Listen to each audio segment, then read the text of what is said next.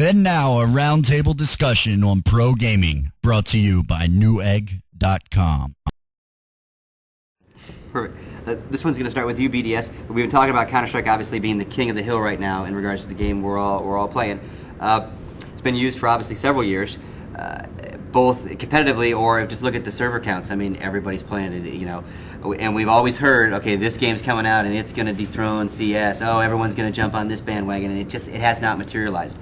So, two-part question is, anything on the horizon that you think will come out that you know of or concept-wise you've heard of that's going to be the next team play game that we're all going to want to jump on? And what makes Counter-Strike so popular, and not so much to the kid playing it at home in his basement in a pub, but what makes it so popular for teams other than the money? Because there's only so many teams that really, at big lands, are going to have a chance to win money, but a lot of other teams come to events like this.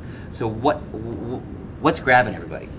To answer your first question, I think most are waiting for Half-Life 2 and Counter-Strike 2, and I think we have been waiting for those games for quite a while now. So I really hope that will be as good as the old Half-Life engine. And what was the second question? The second part of the question was what's so fascinating to all of us about Counter-Strike that is keeping us so excited for so long? I think one main reason is that it's quite easy for new players to get good. I mean, if you start to play Quake World or Quake 3 in the beginning, you don't stand a chance to anyone. If you are a new player who playing Counter-Strike, you can take out the best player in the world, and I mean that makes you go like, I want to be even better in this game. I think that's a key feature to why so many people are playing it. And when many people are playing it, it gets more serious, you get more tournaments, you get more money, and that's why it's so big. I also agree. Half-Life 2, Counter-Strike 2. Like, if anyone's going to dethrone Counter-Strike, it's going to be those games because, you know, they're very close. Same community, you know, the same demographics and numbers. And in terms of why Counter-Strike is popular, as you said, a very easy learning curve. Anyone could be pretty decent at this game with just a few hours of playing it. But let's not take credit away from, you know, the top players in the world. Like, they have an enormous amount of skill. Just because it's easy for a newbie doesn't mean it's going to be easy for them to play, you know, a top player in a match or something. Yeah, you could kill a Heathen in a pub, but let's say you kill his whole team in a match. You know, that's two different stories. But it's, you know, it's got an easy learning curve. It's fun. Like, you know, you die in a round, then you think about, hold on, maybe if I throw a flashbang there, I could get him next round. And you're always striving to do better. You know, you want to keep going at it, and you know, and it's built such a big community. It's like, why leave such a great thing? That's one of the reasons why I keep thinking, why is this game so popular? Exactly. And Martin?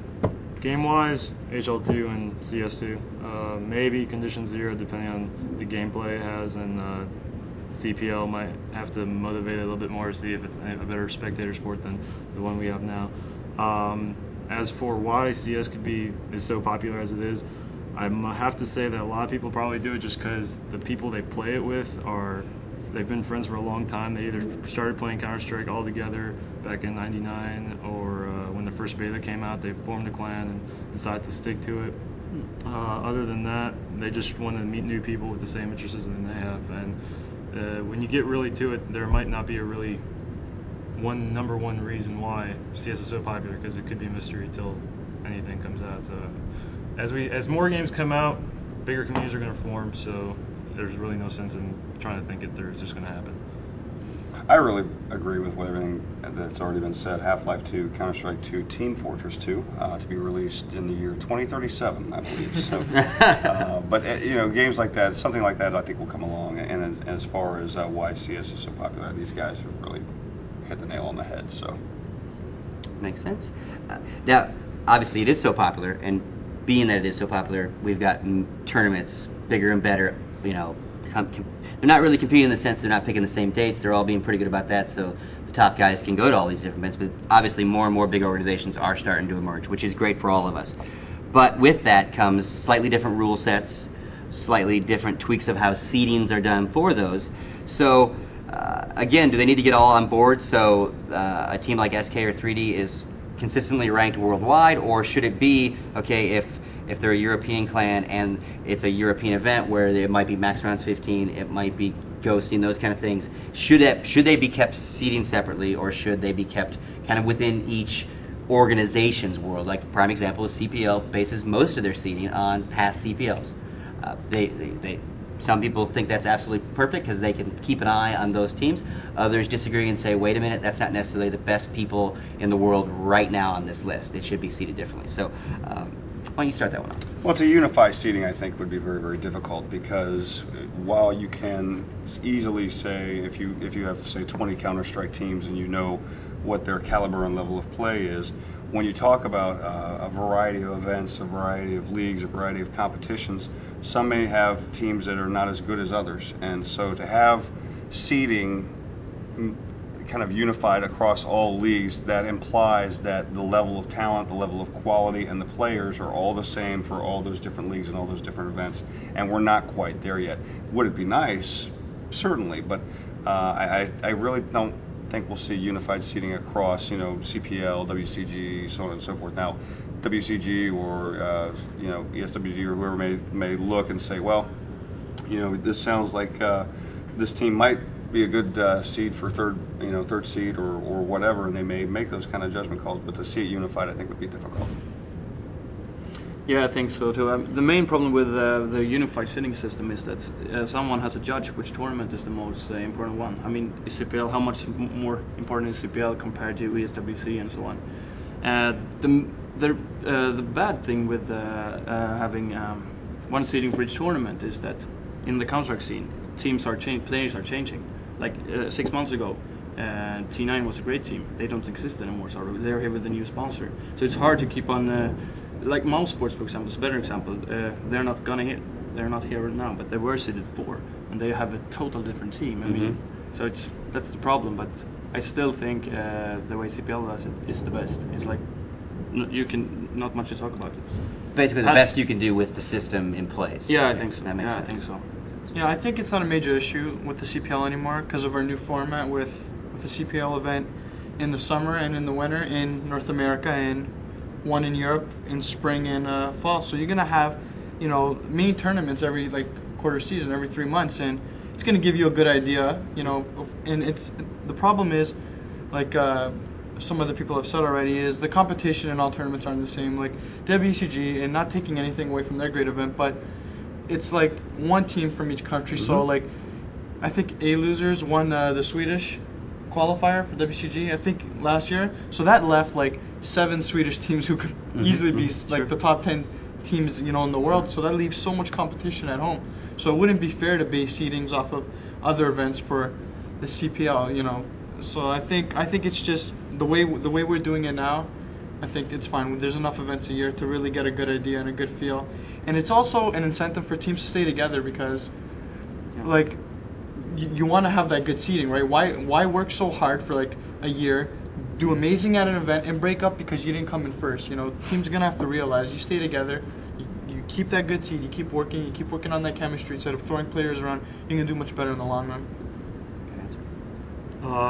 Basically, organizations will promote teams the way they want to, and unified seedings would be pretty good, but you also have to keep in fact that, not only do rosters change a lot, but then you got teams that don't like the clan name they have or the team name, and that creates more problems when you got people trying to do seedings.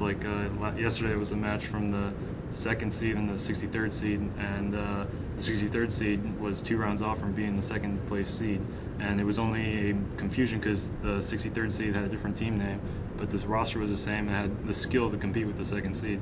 So you got problems where skill could be a little off when you got different clans changing names and rosters, and it just creates a shift in balance that the esports community doesn't really need right now. That's what it's weird. I just want to add something to that. Just a little hint, the way the CPL, the way we look at doing things, we're going to start looking at rosters and doing seeding. So you want to jump rosters, you want to drop players, it's going to affect your seeding now. It's the players who make the team, not the name who makes the team. Exactly. So the name doesn't retain a seeding, which makes sense. It's something we're looking for the future, with the help of the CPL Europe and stuff, and maybe some other organizations to give us an idea of what's going on. That makes sense. And then the last question on a slightly different tangent. Obviously, fairly recently, the CPL announced that they're going to finally do a real-time strategy game at the winter. They're doing Warcraft 3 on a competition level. As we all know, it's huge in Asia, those types of games in general. Will it be embraced in a big enough faction to be worth the while? And how do you turn a whole part of the world, let's say the United States and probably to an extent Europe, into spectators of something that it's hard enough with Counter-Strike. How do you make that a spectator-friendly sport? It already is in Asia. How do we make a game like that succeed, which is almost an entirely different dynamic of gamers? Very hardcore gamers, but different gamers. So how do you embrace them and introduce that successfully? And why don't we start with you, Bart? All right. I haven't really meddled with WC3 in ever. I mean, I've watched it a few times. Never really played it. Spectating-wise, I enjoyed it. I mean, depending on each player's style of play, if it's aggressive or neutral or passive, then it creates some type of atmosphere in the match that might be a little boring for others. But as for it being brought over from Asia to here, you gotta remember that like Asia and other countries around the world have like either specific gaming channels just for that purpose, or their media is just so primary based on computer gaming that it spreads the image a lot faster and to more people. Until the U.S. starts doing that, and with the union of like hopefully more esports sites and putting out a positive image of the esport community, we'll hopefully get the American media into it, and they'll help us out with WC3. Absolutely. I mean, I think it's going to be a challenge, though, to go from FPS to an RTS, and for the CPL to do that at winter for the first time. It's going to be fun, but it is going to be very, very challenging. And a lot of its success will depend on, number one, will they have it again? And will it become something, will an RTS become one of the platforms that's competed with at the CPL? And the other thing is, will it get the proper media exposure? Will it be broadcasted? Is there an allure or an attraction to broadcasting WC3 matches? Is there an audience that would listen here in the States as compared to how popular it is overseas? So I think that with the right ingredients and the right formula, it could succeed. But FPSs are wildly popular in the U.S. and to break that or to introduce a different kind of game, and don't get me wrong, I mean, a lot of people like RTS as well. I certainly do. I'm a big fan of Red Alert 2 and some of those games. But FPS is king, I think, right now, and it'll be interesting to see how that works out. Don't have much much answers. I might be a little biased because I play Warcraft 3 for fun. It's a fun game, and I love to spectate it and watch it. But there's a reason it's okay. You could argue in Korea and in Asia they have a different culture and they perceive games differently than we do here. But there's a reason that game is so popular, like spectator friendly, and it's just the mechanics of the game, just that overhead view of seeing everything that's going on, how they're gonna attack, and the diverse strategies you have in a game like StarCraft or Warcraft. It's just amazing to watch. How certain players micro all their units, how they place them. You got your range units behind your melee units. It's stuff like that's amazing to watch. And in North America, it is big. It is big, even though we don't, because there hasn't been a league that's come here and said, we'll do a huge money tournament. So it is big here. It's just they haven't had a chance to really expose it. And Warcraft 3 in North America, I think it's an untapped market, and it's worth the risk of looking into. Maybe not throwing $1 million at it, but it's worth seeing how many players come out and just giving it a shot. No one else is giving it a shot. I think it's time to give it a shot. Yeah, it's great. It's a bold step they're taking, and it's like you said, it's kind of a sleeping giant of a community. So hopefully they will embrace it, and that will be a continuing platform as well. Because again, it's the same kind of thing. Whether it's an FPS or an RT, any of those different kinds of, I can go into console games, etc. There's the big companies like the Intels and the Nvidia. They're still gamers, so that's still their market. So maybe that keeps them interested. That's about all the time we have in the questions. But gentlemen, it's been an absolute honor to be sitting at the table with you guys. I mean, I'm just ecstatic that I was even invited to host this. So thank you very much for taking time out. No problem. Good luck to you guys in the tournament, and good luck in the run of the tournament. Good luck in your broadcasting, and good luck in your news posting. And thank you very much. Thank you. Thank you.